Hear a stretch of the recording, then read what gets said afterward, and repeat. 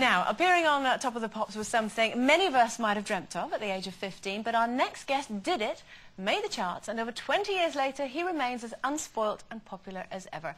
Even though he's busy around the country presenting and acting, he still treats us to his original talent.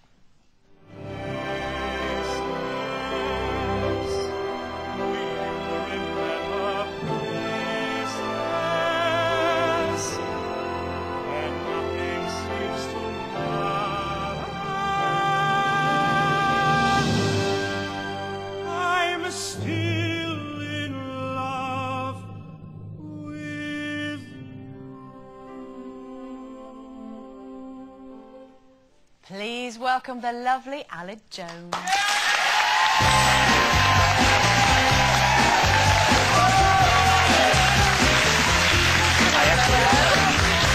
Hello, ladies. Where was that you were It was Scotland. It was about -5. That's actually the Harry Potter train.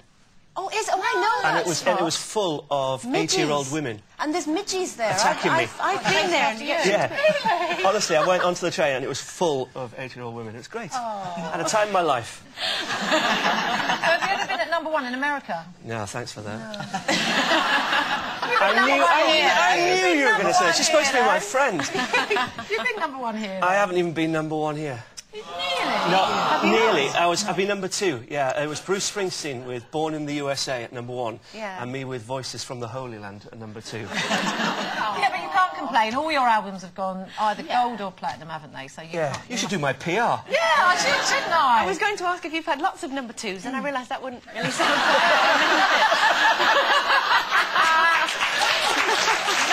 Hey, you're quick. Yes, plenty of them. Long may they continue. But obviously, you know, you're a radio presenter now. You have been, obviously, for a number of years. I love your show, actually, on Sunday mornings. Thank you very Radio much. 2. It's a very gentle start to the day. Well, yeah, because it's on so early, that's why. I get up about sort of, well, I'm supposed to get up at 5, but I always leave it till about 5:30. But, yeah, from 7 till 9, I'm on Radio 2. It's great. You know, about 3 million people wake up to me, so it's lovely. It's one big bed. Yes, lying in bed listening to you. You've never heard it, have you? I have heard it, actually. I have, because I couldn't listen to it before, because I used to be on the radio myself on a Sunday morning, but I'm not anymore, so now I do listen to your show. I do listen to you. It's great, because we get lots of people performing live and stuff like that as well, so I really like that aspect of it. And it's for people, if they've got faith, great. If they haven't, they listen as well, so... And you all seem to have enough time to have a really good chat with them. You all seem to find out some quite quirky and interesting little facts. Yeah, we try. You know, we're not there to kind of shock or anything like that, but, you know, I get sort of half an hour with a guest, and they maybe perform in the middle of it, so it's always good fun, really. Have you had any favourites so far?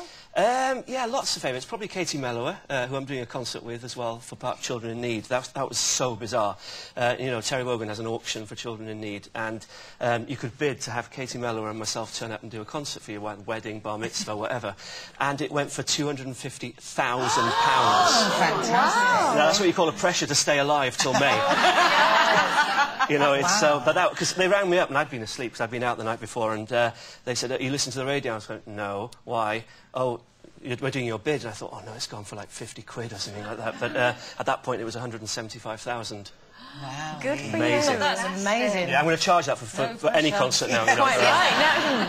Now, what about snobbery? You must suffer that sort of snobbery in the music business. There's lots of it, isn't there? You can get it in the classical world. You know, when I was a kid, I suppose I was called a classical singer, whereas now I'm probably called a kind of a classical crossover, if I'm doing that. Which I don't kind of understand what crossover means, or artist either, because artist to me means kind of painter or something like that. But, you know, yeah, there's always snobbery. You know, people always want to put you down in the music business, really. But I don't listen to it. You know, what's the point? You sang for the Pope Well, the and music the or the Queen. people? Not together. That would be the gig, wouldn't it? But then that's snobbery, isn't it? If you like, but people go, "Oh, look at you." Well, you know, but I didn't go around saying, "Oh, well, I've sung for the Queen." I forgot my words in front of the Queen, so I'm not bragging about that. You know. Did she help you out? No, Did she mouth didn't. them back And at honestly, you? it was my worst nightmare. Royal Variety and the Queen and Prince Philip were there in the box, and I'm singing Memory. And the second that the producer said I looked rubbish with a copy in front of me, so the producer said, "Don't use it." And me being sort of 12, I went, "OK." I went on, sang the first verse, and then I remember in Edinburgh, I looked down the hall, and there was like an exit sign flickering, and the piano and the orchestra went ding, ding, ding, ding, ding, ding, ding, ding, ding, ding, and I thought, I don't know what comes next. And it's been beamed live to like 200 million homes or whatever, and I just made the whole verse up, and it kind of rhymed. But, you know, by that point, my legs are going... I'm like a nervous wreck. The papers the next day were saying Jones's voice will break in an hour or whatever, but, you know, I still got 4 years out of it. But no, there's no snobbery in that, I tell you, definitely not.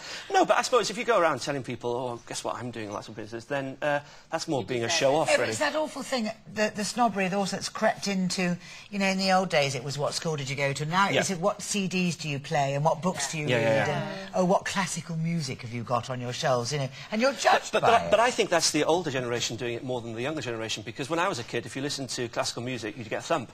Whereas now, everyone's listening to classical, Eminem, whatever. As long as it's good music, then young people, people, you know, are listening to kind of anything, I think. The kids, you mean? Yeah, keeping it real. Yeah, you're having it crossed over. You're giving it another stab, aren't you, Aled, at the charts? But this time it's not necessarily with all your own music. You're releasing a CD, Good Morning Sunday. Yes. And a lot of the tracks have been chosen by the listeners to your Radio 2 Yeah, that's right. Well, there's only one of mine on there, the first one, so you get that over and done with, and it's You Raise Me Up. Oh, put yourself on first. Yeah. It's the only time I'll ever be number one.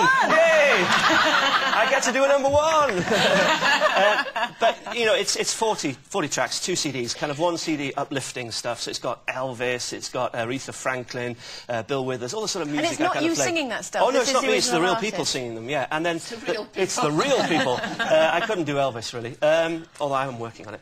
The second CD is more kind of reflective, you know, so chilled out sort of stuff. So it's a perfect little package, even though I am airbrushed to within an inch of my life. Don't knock it. Yeah, don't knock it. No, one place you can't be airbrushed in is on stage, because it's sort of warts and all, isn't it? And you're going to be in Chitty Chitty Bang Bang. I am, yeah. I'm going to be... I'm glad you said I can't even say my own name. Do you know, I'm very glad you said it. Caractacus. Okay. But I also went to see it the other night. It's in Bradford at the moment. I'm doing it in Cardiff over the summer in the Millennium Centre. I went to see it, and I couldn't even say bang bang. You know, it's like something in work in progress. I've got a couple of months to perfect it, but I haven't done Try not drink before you go on. Yeah. What are you saying? I know. She knows too much. She knows far too much about me. Yeah, we're always hanging out together. But when you drive in the car around or something? Well, yeah, I don't actually. I pretend. Yeah, I don't actually drive it. There's like 2 blokes underneath that probably drive. It is. It's amazing, and I literally haven't seen it since London. But they've changed the car, so you can't actually tell how it's flying. It was amazing. It just comes out into the crowd. So, and it takes 2.5 weeks for the set to be built and stuff. It's incredible. So I'm really looking forward to it. Haven't done a big musical since Joseph, and that was probably the biggest musical in the world on tour. You know, 17 lorries brought the set along, and this is the same sort of thing. And, you know, the car's the star. People get up at the end, regardless of how you sing. So. Well, I'm sure it's going to go brilliantly. Thank you for coming to join us. It's a pleasure. Today. It's always nice being here.